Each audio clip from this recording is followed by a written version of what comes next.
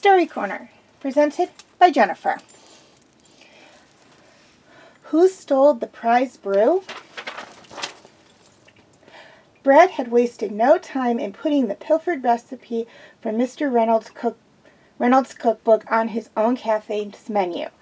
Officer O'Brien's palate could not distinguish any difference between the coffees and the pastries she had sampled at the two cafes. Brad also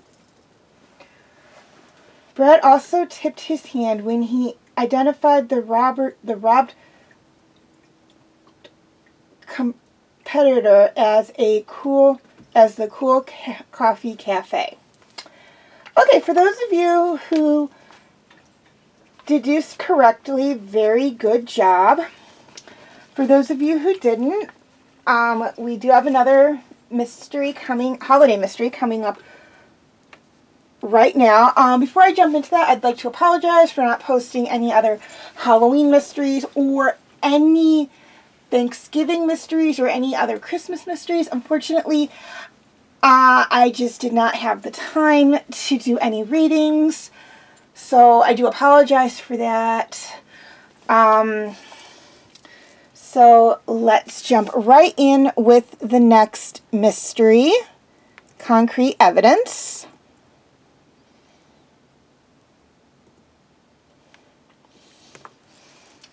Detective Sergeant Rita Rossi gazed at the body of an old woman dressed in flannel Christmas pajamas sprawled on the sidewalk.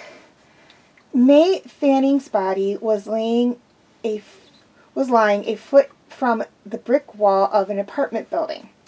The detectives looked up past the second and third floor windows to the balcony on the fourth floor. Patrolman Jim Blessing approached. "I got here within 5 minutes of the call," he said. Who phoned it in?" Rita glanced at her watch. It was 6 a.m.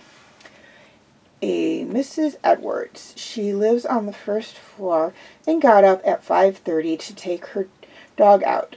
She was the one who found the body." "Have you interviewed her?" The patrolman nodded. "She's a chatty type, so I got her talking. Said May Fanning was a hypochondriac, always grumbling about her health problems. Fanning's niece, Emily Toll, lives on the third floor in the apartment below her aunt's and takes care of her." He paused. "Mrs. Edward also said the tenants have complained to the police about people hanging out at the convenience store down the street. I checked. We logged the complaints about harassment and vandalism. Maybe this was a robbery gone bad." "Could be," Rita nodded. Rita went to Emily Toll's apartment, where she found the 30-something woman on the sofa crying. Mrs. Edwards, sitting beside the distraught woman, declared, It's those troublemakers down the street. Anybody can break into this building. I've been after the landlord to put in a new lock on the entry door." Rita turned to Emily Toll. "Did you hear anything unusual last night?" Emily shook her head. "Anything missing from your aunt's apartment?" "I don't know," she wailed.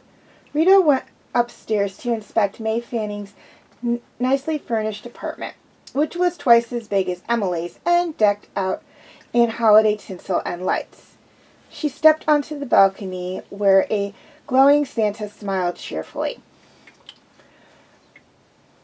Standing beside an overturned chair, she took measurements. The balcony, 16 feet long and edged with a waist-high railing, jutted 6 feet from the building. Rita leaned out over the railing. She saw the crime scene team on the sidewalk and noted the drapes of Emily Toll's windows, one floor below, were drawn. She went back downstairs. "You left your aunt's apartment at 7 last night after cooking dinner for her, correct?" "She never ate much. She said her stomach hurt." Emily sniffed. "And one of her headaches was coming on last night, so I left." "Did you go back to her apartment later?" "No, I watched TV here until midnight, which was why I overslept this morning." Aunt May was so depressed about her health problems, she must have... Emily sobbed.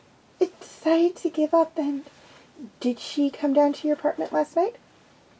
No, she never comes to my apartment. Mrs. Edwards broke in. Well, except for when one of those cable shows she likes comes on. Right, Emily?